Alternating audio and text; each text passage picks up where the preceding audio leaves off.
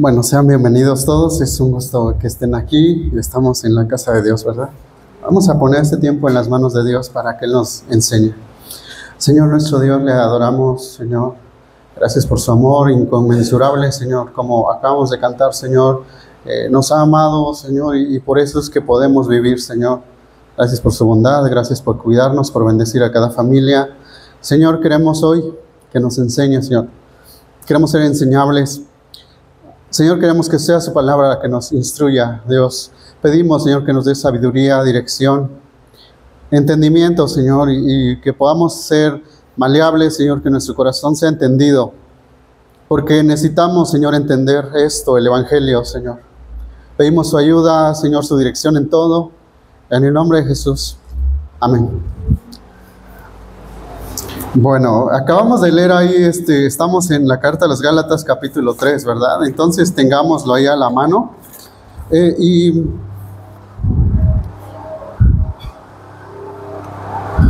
hoy pasamos, hermanos, a un nuevo apartado, en el cual vamos a ver, hermanos, el propósito de la ley, ¿sí? Les cuento que una vez iba un capitán de una nave, ¿no? Iba surcando el mar y pues iba cuidando, ¿no? Que no hubiera peligros para su barco, para la tripulación, y en eso ve a lo lejos una luz. Y entonces se preocupa, ¿no? Claro, porque existía algún peligro ahí de un choque, porque venía de frente. Entonces le manda un mensaje al otro lado, ¿no? Y dice: aquí yo soy el capitán, le ordeno que por favor, no, le pido por favor que se desvíe 10 grados hacia el norte. Después un rato le responden, le dicen: aquí el soldado tal, le pido por favor que usted gire 10 grados hacia el sur. Entonces el capitán del barco pues dice: ¿cómo? Un soldado, bueno, le vuelve a mandar un mensaje, le dice: a ver, soy el capitán tal, no le pido por favor, le ordeno que gire usted 10 grados hacia el sur. Recibe la misma respuesta del que está al otro lado, le dice: disculpe, con todo respeto, le ordeno a usted que usted gire 10 grados hacia el norte.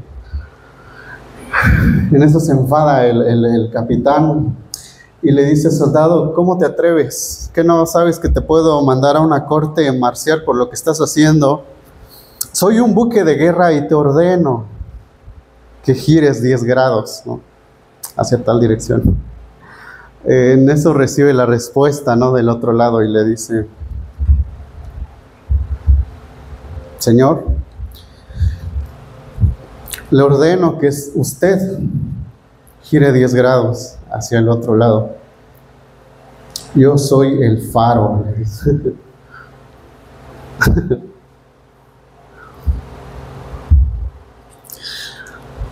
Vamos comprendiendo, hermanos, la importancia de recibir. Hemos estado estudiando aquí en el libro de los Gálatas, entender y creer el verdadero evangelio. Sí, hermanos, si recuerdan toda la carta, como decía aquí uno de los muchachos, parece que estamos repasando lo mismo cada domingo, ¿no? Sin embargo, este tema, hermanos, es tan importante que comprendamos el verdadero evangelio. Ya vimos, la iglesia se estaba desviando porque estaban recibiendo un evangelio diferente, ¿sí? Pero últimamente hemos visto esto, hermanos. Miren, recordemos, las buenas noticias de Dios, que Dios dio al mundo, es que Él había hecho una promesa a Abraham. ¿Sí se acuerdan? Al padre de la fe. Le dijo a Abraham: en ti, en tu descendencia serán benditas todas las naciones de la tierra, serán bendecidas todas las familias de la tierra, ¿sí? Entonces Dios había prometido bendecir al mundo a través del descendiente de Abraham, ¿sí? Y entonces hemos visto, hermanos, que esta promesa de Dios de bendecir al hombre, cuando hizo este pacto con Abraham, ¿sí se acuerdan, verdad? Lo veíamos con los jóvenes. El Señor, y lo vimos hace 8 días, ¿no? Dios había hecho un pacto con Abraham, pero en el cual Abraham se quedó dormido, no pudo cumplir su parte, ¿verdad? Solamente Dios pasó en medio de los animales que habían sido partidos. Entonces nos damos cuenta que el pacto de Dios con el hombre dependía solamente de él, que el hombre no podía hacer nada para estar en paz con Dios. Así que nos está diciendo el apóstol Pablo aquí en Gálatas capítulo 3, versículo 14, a fin de que en Cristo Jesús la bendición de Abraham viniera a nosotros para que recibiéramos la promesa del Espíritu mediante la fe. A través de Cristo Jesús pudiéramos recibir la bendición de Abraham, la promesa de Abraham. ¿Sí, hermanos? Entonces vimos esto. La promesa que Dios dio, hermanos, fue perfecta, completa y superior a la obediencia que demandaba la ley. Sí.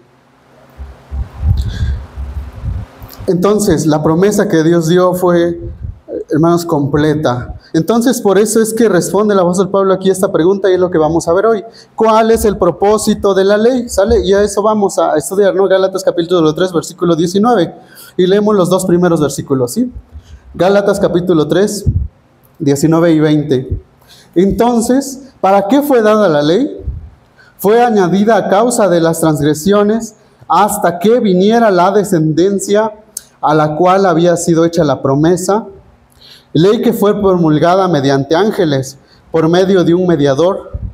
Ahora bien, un mediador no representa a uno solo, pero Dios es uno solo.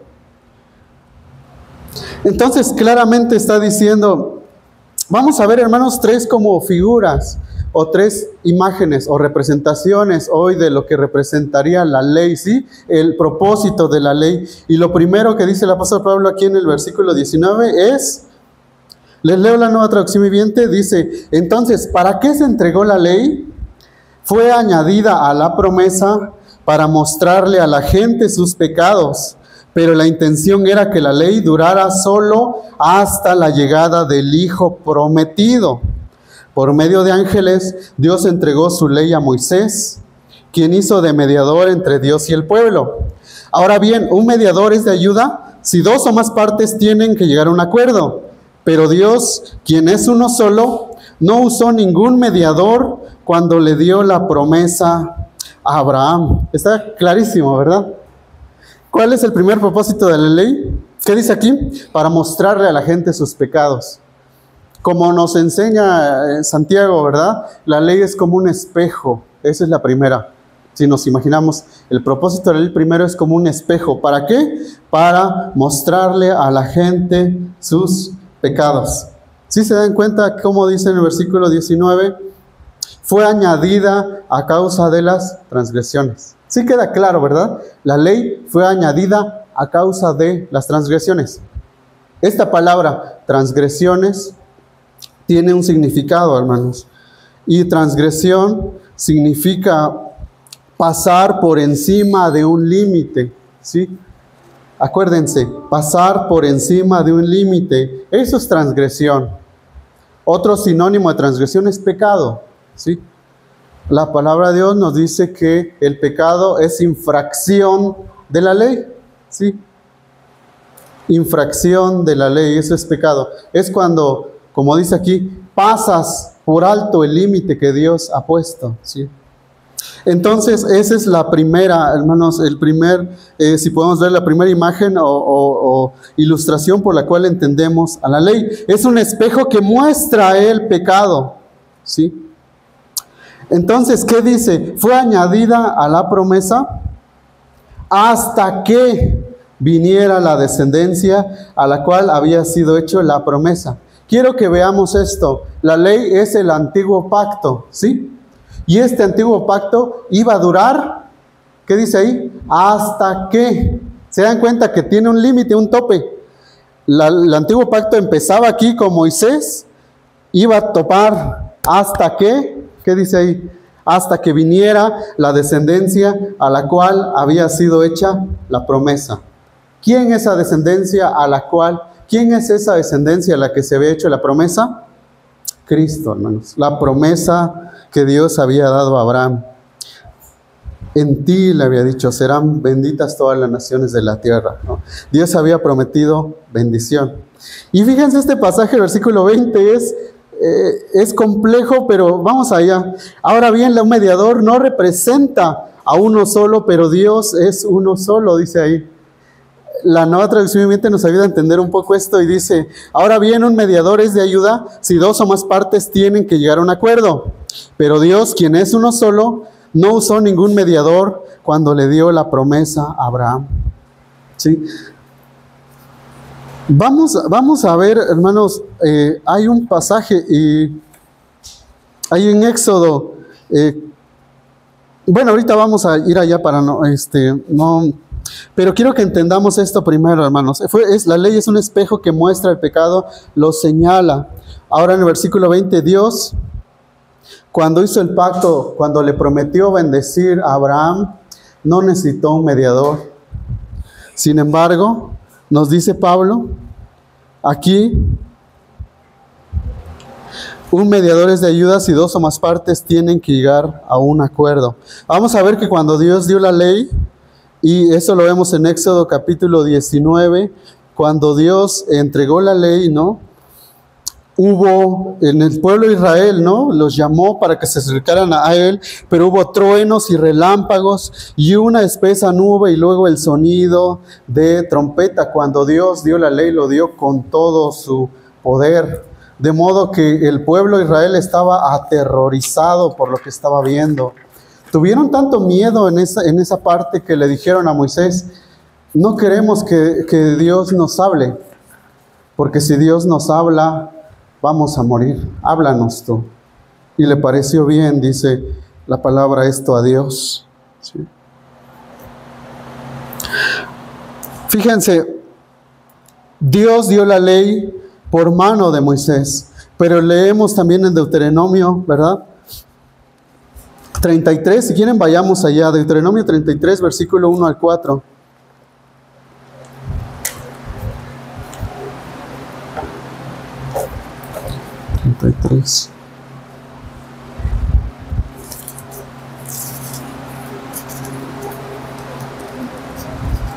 No.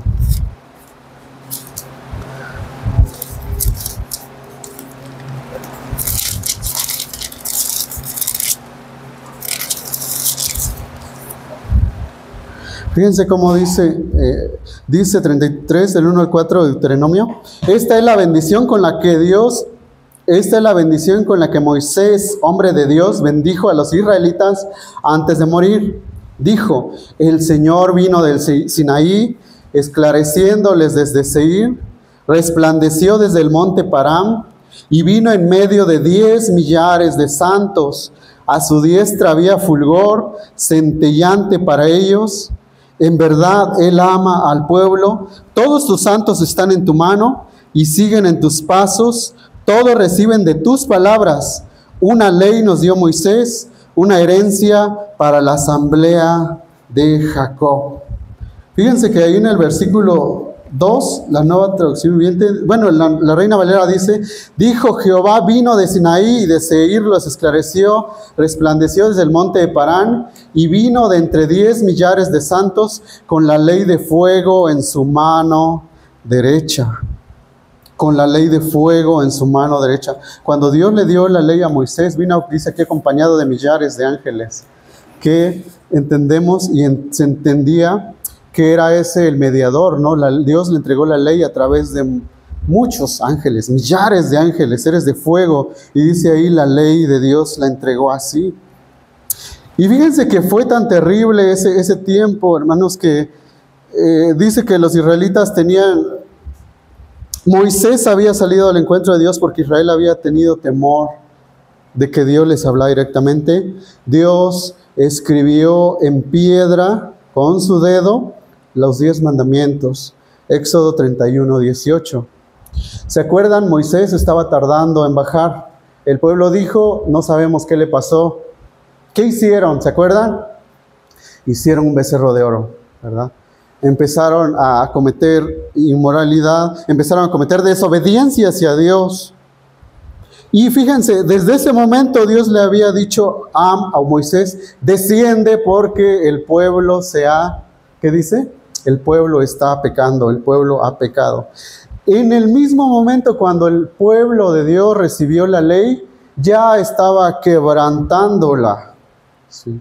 Y eso para Dios no fue una sorpresa, ¿sí?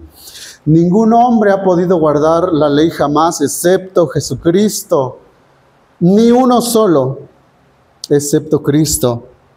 Nadie podía ni pudo cumplir la ley excepto Cristo. Mateo 5:17, él dijo esto: no crean que he venido, ¿no? ¿Qué dice? No vine a quebrantar la ley, sino a cumplirla. Él fue el único que cumplió la ley de Dios, sí, hermanos. La ley entonces fue añadida para mostrarle a la gente sus pecados. Es para que todos, hermanos, viéramos, tanto el pueblo de Israel, tanto nosotros, que el pecado puede ser extremadamente pecaminoso, para que el hombre vea su necesidad de Dios al ver su condición depravada y perdida, ¿sí, hermanos? Para el hombre, para las personas, hermanos, decimos, ¿qué importa una mentirita, no? Es un pecadillo nada más, ¿no? ¿Qué importa una mala palabra? Hermanos, ya hemos visto que el que quebranta la ley de Dios en uno solo de los puntos se hace culpable de todos, ¿verdad? No hay pecados pequeños, hermanos. Pecado es pecado y nos separa de Dios. A los ojos de Dios el pecado es una aberración delante de Dios. Isaías 59:2 dice, sus iniquidades han hecho separación entre ustedes y Dios. Sí, hermanos. Hay quien se queja y dice, ¿por qué Adán y Eva fueron separados y solamente hicieron una cosa nada más? Desobedecieron en una cosa. Pero fíjense, para Dios pecado es pecado, hermanos. Maldad es la maldad, la impiedad es la maldad. Porque Dios es santo y en Él no hay nada, ninguna impureza, ¿sí? La ley fue añadida a causa del pecado para mostrarle a las personas que pasamos el límite que Dios da. Y la paga del pecado es muerte, ¿verdad? Vamos a este pasaje, Romanos capítulo 7, por favor. Vamos a ir profundizando, hermanos, ahí en Romanos capítulo 7. Nos habla más de esto, ¿verdad? 7, versículo 13. ¿Qué dice? Entonces, lo que es bueno vino a ser a causa de muerte para mí. De ningún modo. Al contrario, fue el pecado, a fin de mostrarse que es pecado, al producir mi muerte por medio de lo que es bueno, para que por medio del mandamiento el pecado llegue a ser en extremo pecaminoso, ¿sí? Está mostrando, hermanos, fíjense el versículo 11, ¿verdad? Porque el pecado, aprovechándose del mandamiento, me engañó y por medio de él me mató. Así que la ley es santa y el mandamiento es santo, justo y bueno, ¿sí? Dice, ¿cómo dice ahí el pecado? Me engañó porque, ¿qué dice yo? Todo ese capítulo 7 vamos a ver, hermanos, la maldad del pecado, ¿no? Cómo nos engaña, ¿no? Se aprovecha, dice el versículo 8, ¿no? El pecado, aprovechándose del mandamiento, produjo en mí toda clase de codicia, porque aparte de la ley, el pecado está muerto. Sí, el pecado, la ley nos muestra el pecado, hermanos. Entonces es lo primero que vemos, hermanos, que nos muestra la profundidad de nuestro pecado contra Dios, ¿sí? Que no estamos conformados a la ley de Dios, que hemos roto la ley de Dios. Eso es, hermanos, la ley es como un espejo que nos muestra la suciedad de nuestro rostro, pero no limpia esa suciedad. La ley, hermanos, es como ese faro que estábamos viendo al principio. Nos avisa del peligro inminente. Si sigues en ese rumbo vas a estrellarte, ¿no? Peligro, ¿no? Estás en peligro inminente de estrellarte. Y hermanos, un faro no se va a mover. No, ya está fundamentado ahí, no va a moverse ni una pulgada, ni un milímetro. Nosotros somos los que debemos estar alerta, ¿sí? Ya está ahí, la ley de Dios ya está ahí, no podemos cambiar, como decía el Señor, ni una jota, ni una tilde, ya está ahí y somos culpables, ¿sí? La ley es esa luz brillante que nos revela los lugares oscuros en nuestros corazones, ¿no? Nos muestra cómo estamos decaídos, separados de Dios, ¿no? La ley de Dios no se va a mover a nuestro antojo, la ley de Dios ya está ahí y nos condena, hermanos. Es para que veamos la seriedad del pecado. ¿Qué dice Romanos 5:17? Para que el pecado se muestre extremadamente como es pecaminoso, ¿sí? La ley muestra el pecado, pero no lo elimina, ¿sí? Y fíjense, dice que fue dada por medio de ángeles. Cuando Dios hizo el pacto con Abraham, Dios no necesitó un mediador, Él mismo hizo el pacto de paz con Abraham y del prometerle bendecirlo. Cuando Dios dio la ley a Moisés, dice ahí los mediadores, ¿no? Miles de ángeles. Vean qué diferencia también hay ahí. Segunda cosa que vemos, que el pecado es como un carcelero, hermanos. Vamos aquí a Gálatas capítulo 3, versículos 21.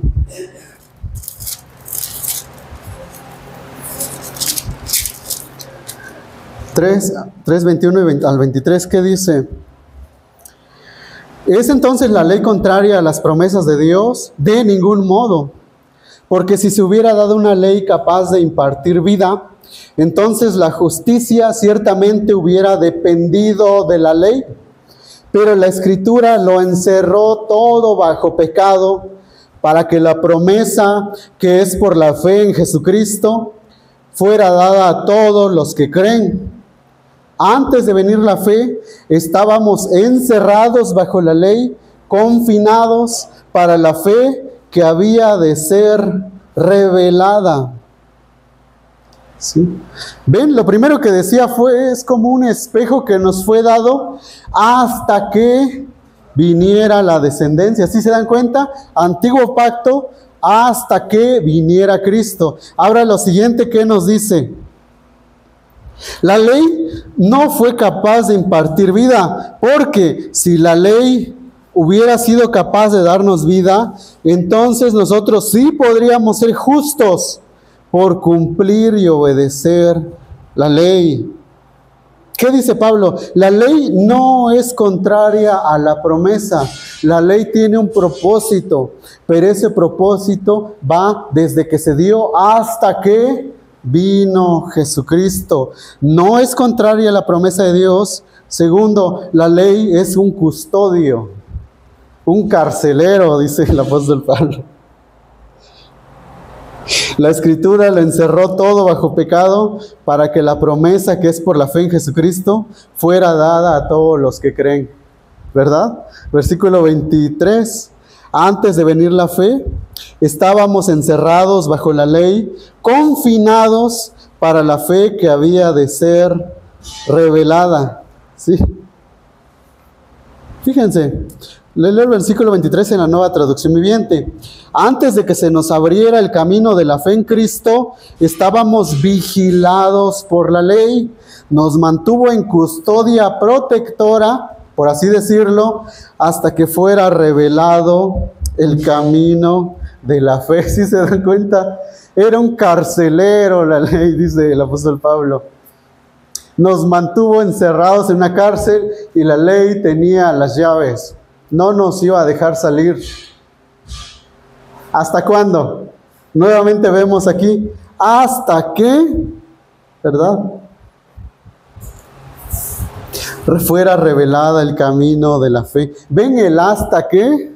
Otra vez, antiguo pacto termina cuando comienza el nuevo pacto, Jesucristo, ¿verdad? La promesa de Dios de bendecir a todos, a toda la humanidad. Fíjense, hermanos, qué bendición y qué misericordia de Dios. A veces pensamos que el Dios que leemos en el Antiguo Testamento es muy duro, muy Pero es el mismo Dios, hermanos. Dice la palabra, Jesucristo es el mismo de ayer y hoy y por todos los siglos. Dios dice que es inmutable y por eso no hemos sido consumidos, ¿verdad? Dios, hermanos, aún en la ley, con todo su rigor, Él mostró bondad hacia la humanidad, hacia nosotros. ¿Por qué? Porque dice que la ley nos mantuvo en custodia, limitándonos, encerrándonos, ¿sí? No matarás. Y cada uno de ellos, no tomarás el nombre de tu Dios en vano, poniéndole límites al hombre. Sí, hermanos. Describió Martín Lutero, si no hubiera sido por la ley, nunca habría conocido mi necesidad del evangelio, ¿no? El mismo apóstol Pablo dijo esto, yo no sabría qué fuera esa cosa que se llama codicia si la ley no me dijera, no codiciarás. Ven ahí la importancia también de la ley, hermanos. La ley era un carcelero que nos encerró, como dice ahí. Nunca habríamos visto la dulzura del evangelio si no hubiéramos sido expuestos a los terribles castigos de la ley. Sí. Sí, hermanos, vemos que la ley tenía este propósito. Como dice el apóstol Pablo, la Escritura encerró todo bajo pecado para que la promesa que es por la fe en Jesucristo fuera dada a los que creen. Para que la promesa se nos diera, dice que Dios, el Señor, la Escritura encerró todo bajo pecado. Es decir, ¿no? Mostrándonos que, por un lado, ¿cuál es la ley de Dios? Como dijimos, es un espejo que nos muestra nuestra condición, pero también nos pone límites a nuestro actuar, ¿no? Nos pone en custodia. Como escribió Pablo, si se hubiera podido dar una ley que pudiera salvarnos, la salvación fuera por la ley, pero no fue así. La ley tuvo un propósito hasta que viniera, ¿verdad?, el Hijo de la promesa. La ley, hermanos, nos lleva a la promesa, ¿verdad? Nos tiene bajo custodia, como dice ahí. Lo tercero que nos enseña el apóstol Pablo, hermanos, que vemos aquí, en el versículos 24 al 25, ¿qué dice? De manera que la ley ha venido a ser nuestro guía para conducirnos a Cristo, a fin de que seamos justificados por la fe. Pero ahora que ha venido la fe, ya no estamos bajo el guía. Tercer ejemplo que usa para mostrarnos el propósito de la ley. La ley es ¿qué dice ahí? Guía. ¿Saben qué palabra usa? Pedagogos. Pedagogos. En esa época, en esos días del Imperio Grecorromano, hermanos, era muy común la esclavitud, hermanos. Había mucha gente del imperio que era esclava, ¿no? Que pertenecía, la gente los compraba como esclavos, ¿sí? Eran propiedad de alguien más. En esos tiempos, hermanos, las familias ricas tenían muchos esclavos, ¿no? Cuando se lo podían permitir. Y fíjense que por lo común, a sus hijos los ponían bajo la custodia y el cuidado de un pedagogo, ¿sí? De un ayo, dice la Reina Valera, ¿no? De un guía, dice aquí, ¿sí? Un tutor, hermanos. La ley es como un tutor, dice el apóstol Pablo, un pedagogo. La tarea de este pedagogo era, como dijimos, vigilar, custodiar y cuidar al hijo de esta familia.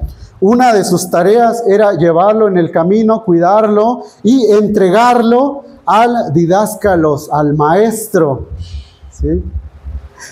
Este pedagogo, su tarea no era impartirle información al alumno como a la escuela, al hijo, sino que la función de este tutor era, como dijimos, cuidarlo, ¿no? Custodiarlo, vigilarlo, darle disciplina con severidad y disciplina severa. Si iba en el camino y el hijo se empezaba a comportar mal, el pedagogo tenía la atribución de darle uno, de corregirlo. Y había unos que eran tan duros que hasta estos hijos de las familias ya querían llegar a la mayoría de edad para que ya no tuvieran a cargo del pedagogo, del guía, del tutor. Fíjense, dice el apóstol Pablo, la ley es un tutor para nosotros, ¿sí? Ha venido a ser nuestro guía para conducirnos a Cristo a fin de que seamos justificados por la ley, pero ahora que ha venido la ley ya no estamos bajo el guía.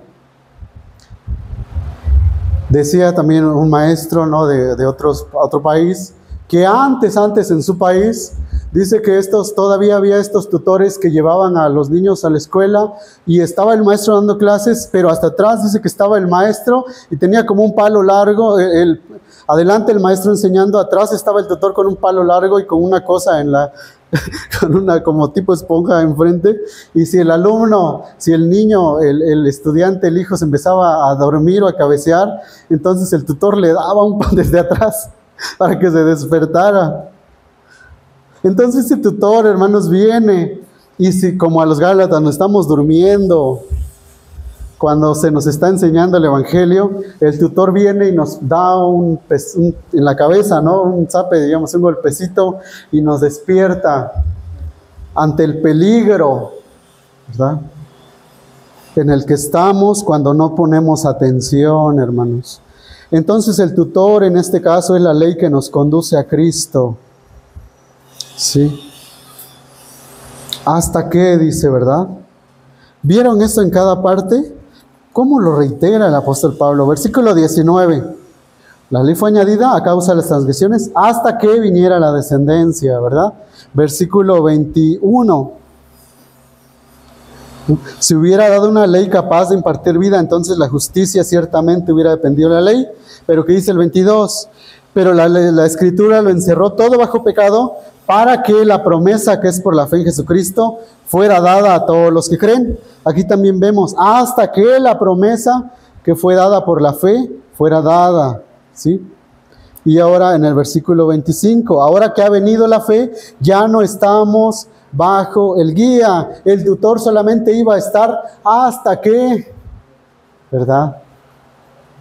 Y eso lo vamos a ver la siguiente semana, ¿no? Un poco más, mucho más a profundidad, ¿no? El Hijo, ¿no? El Hijo y la promesa. Sí, hermanos, entonces vemos hasta que, como dice aquí, llegara la promesa. Y finalmente, ¿qué nos enseña? Dice el apóstol Pablo, versículo 26, 25 y 26, vamos en adelante. Pero ahora que ha venido la fe, ya no estamos bajo el guía. Pues todos ustedes son hijos de Dios mediante la fe en Cristo Jesús. ¿Qué dice el apóstol Pablo? El propósito de la ley se cumplió hasta que llegara el nuevo pacto, la promesa. ¿Y qué dice? Ahora ya no están bajo el tutor, ¿verdad? ¿Qué dice? Ahora que ha venido la fe, ya no estamos bajo el guía. Pues todos ustedes son hijos de Dios mediante la fe en Cristo Jesús, porque todos los que fueron bautizados en Cristo, de Cristo se han revestido. ¿Verdad? Antes, el pueblo de Israel pensaba que podía agradar a Dios obedeciendo la ley, por sus obras, por su justicia. La palabra de Dios nos enseña que no es así, que no podemos ser justificados por nuestras buenas obras. Ya lo vimos, ¿no? Por las obras de la ley ninguno puede ser justificado delante de Dios. Vino Cristo, Él cumplió la ley, Él sí nos puede justificar delante de Dios por su obra en la cruz, por su sacrificio, ¿verdad? Entonces nuestra relación con Dios ha cambiado. Ya no somos solamente criaturas del Señor, ¿no? Ahora podemos entrar en esa relación de hijos de Dios. Juan capítulo 1, versículo 12, ¿no? Mas a todos los que lo recibieron, a los que creen en su nombre, les dio el derecho de ser hechos hijos de Dios, ¿verdad? Dice el apóstol Pablo, ahora a través de Cristo podemos ser hechos hijos de Dios. ¿Qué dice? Ustedes son hijos de Dios mediante la fe en Cristo Jesús. Ahora en la fe, hermanos, ya hemos sido, como dice, recibidos por el Padre como hijos. Hemos sido unidos al cuerpo de Cristo, a la familia de Dios, reconciliados por Dios. ¿Qué más vemos? ¿Qué dice en el versículo 27? Los que fueron bautizados en Cristo, de Cristo se han revestido. Cuando dice aquí bautizados en Cristo, no está hablando del bautismo en agua específicamente. Está hablando, cuando dice bautizados en Cristo, recordemos que el significado, uno de los significados del bautismo es esa identificación con Cristo, esa unión con Cristo. Dice aquí el apóstol Pablo, hemos sido unidos en Cristo, ¿verdad? Bautizados en Cristo, y da la misma idea, de Cristo se han revestido, ¿verdad? Es como el pez, si podemos dar esa analogía, hermanos. Estamos en Cristo, dice. Hemos sido revestidos de Cristo. Y está hablando como de ropas, ¿no? Que te pones. Y la Biblia habla de la justicia de Cristo que se nos pone a nosotros como un ropaje de gala, ¿no? Vivimos como el pez, hermanos, en Cristo, como el pez que vive en la pecera, rodeada por todos lados por agua. Esa es casi la idea, hermanos. Estamos en Cristo, ¿sí? Él es nuestra vida ahora, dice. Y ahí vemos como cuando Él dijo, ya no vivo yo, sino que Cristo vive en mí. Vemos que la vida del cristiano ahora es vivida. El cristiano puede vivir una vida recta porque está en Cristo, ¿sí? Ya puede venir a Dios, como dice la carta a los Hebreos, ¿no? Con plena confianza, en certidumbre de fe, porque Cristo ya abrió el camino, ¿verdad? Venimos a Dios, delante de Dios, en el nombre de Cristo, porque estamos en Él. ¿Se dan cuenta? Nuestra relación cambia totalmente. Que Dios nos acepte no depende de nosotros, sino que depende de lo que Jesús hizo. Vemos esta parte 28 y 29. No hay judío ni griego, no hay esclavo ni libre, no hay hombre ni mujer, porque todos son uno en Cristo Jesús. Y si ustedes son de Cristo, entonces son descendencia de Abraham, herederos según la promesa, ¿sí? ¿Qué dice? Ustedes ya han recibido la promesa de Abraham en Cristo. Por la fe en Cristo, Dios ya los ha agregado a su familia. Y en esa familia, ¿qué dice? Hay igualdad delante de Dios, igualdad espiritual. ¿Se acuerdan qué dijo antes? Dios no tiene favoritos. Dios no hace distinción de personas. Para Dios lo mismo. Es uno de sus hijos que ha caminado 50 años con Él, ¿no? A uno que recién le conoció ayer. No hay cristianos de segunda clase, de tercera, de primera. En Cristo, dice el apóstol Pablo, somos iguales. Y aquí está diciendo, no hay judío ni griego, no hay esclavo ni libre, no hay hombre ni mujer. Todos son uno en Cristo Jesús. ¿Verdad? Todos somos hijos iguales delante de Dios. ¿Y qué dice finalmente? Y si ustedes son de Cristo, entonces son herederos de Abraham, herederos según la promesa. Fíjense, si son de Cristo, ustedes son uno, dijo antes, en Cristo Jesús. Que cuando las personas son salvadas por Cristo, son llevados a una unidad sobrenatural, espiritual, entre los demás cristianos, ¿verdad? Y una nueva relación con Dios, ¿verdad? Y ahí no hay diferencias, dice el apóstol Pablo, ¿no? Es cierto que todavía existen los roles. En ese tiempo el esclavo todavía, dice, si podía comprar su libertad, dice el apóstol Pablo, hágalo. Pero dice, si todavía tenía el esclavo una obligación de obedecer a su amo, aunque en Jesús eran iguales, ¿verdad? Lo vemos en la carta a Filemón, ¿verdad? Dios ha dado roles al hombre y a la mujer en el hogar y la iglesia, ¿sí? Pero delante de Dios, de pie delante de Dios, somos iguales, ¿no? Cambian nuestras funciones, nuestras tareas, pero por la fe somos hijos de Dios iguales. ¿Y qué dice el apóstol Pablo? Si son de Cristo, entonces ustedes son descendencia de Abraham, herederos según la promesa. Concluimos con esto. Ustedes, dice el apóstol Pablo, ya no son extranjeros, ya no tienen que ganarse el favor de Dios, ahora son hijos. ¿Qué dice ahí? Herederos. Apenas la siguiente semana vamos a profundizar en esto de ser heredero. Concluimos. El propósito de la ley, hermanos, la ley es como un espejo, ¿verdad? Como un tutor, como este custodio, que dice ahí hasta que Cristo viniera, ¿verdad? Para mostrarnos, hermanos, nuestro pecado, para mostrarnos que nos hemos alejado de Dios, ¿verdad? Que hemos pecado contra Dios. Pero ¿qué decía el apóstol Pablo? Es este guía que nos lleva a Cristo, ¿sí? La ley nos conduce a Jesús. Sí, nos lleva a la cruz de Cristo y dice, aquí verdaderamente puedes encontrar paz con Dios, reconciliación. Aquí se ha revelado la misericordia de Dios en Jesús. Aquí puedes hallar perdón para tus pecados, ¿verdad? La ley, hermanos, nos lleva al Evangelio, ¿sí? La ley no es mala, es buena. Tiene el propósito de llevarnos al Evangelio. Nos lleva al lugar de la cruz cuando vemos que Cristo murió por nuestros pecados, que Él pagó la pena por el juicio que debía ser para nosotros, ¿verdad? En sus llagas, en su sufrimiento, somos sanados. Así que el que viene con fe, con arrepentimiento delante de Dios, Dios da el perdón a través de Cristo. Cuando venimos ante Él, pidiéndole perdón en arrepentimiento y decirle, Señor, acéptame no por mis buenas obras que no tengo, acéptame por la obra completa de Cristo, sálvame. Y entonces Él nos dice, bienvenido, hijo, nos adopta, hermanos. ¡Qué maravilla! Necesitamos, hermanos, como cristianos, finalmente, vernos diariamente en el espejo, hermanos. Lo que vemos en el espejo nos va a regresar siempre al Evangelio. Va a decir, mira, estás así.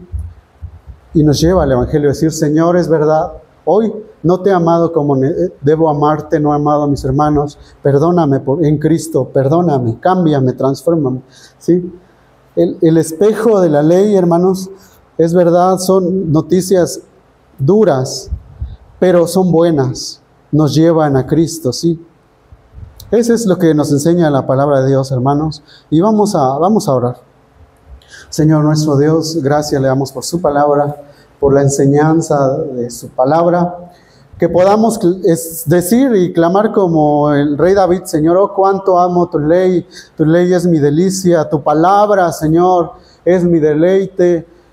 Que podamos cada uno recrearnos, Señor, en su palabra, recibir vida, aliento, ánimo a través de su palabra, Señor. Que nos recuerde dónde hemos caído, como dice su palabra, y regresar y arrepentirnos. Gracias por su misericordia revelada en la ley. Gracias por su bondad, por su misericordia revelada en Cristo Jesús, nuestro Salvador. Oramos en el nombre de Jesús. Amén.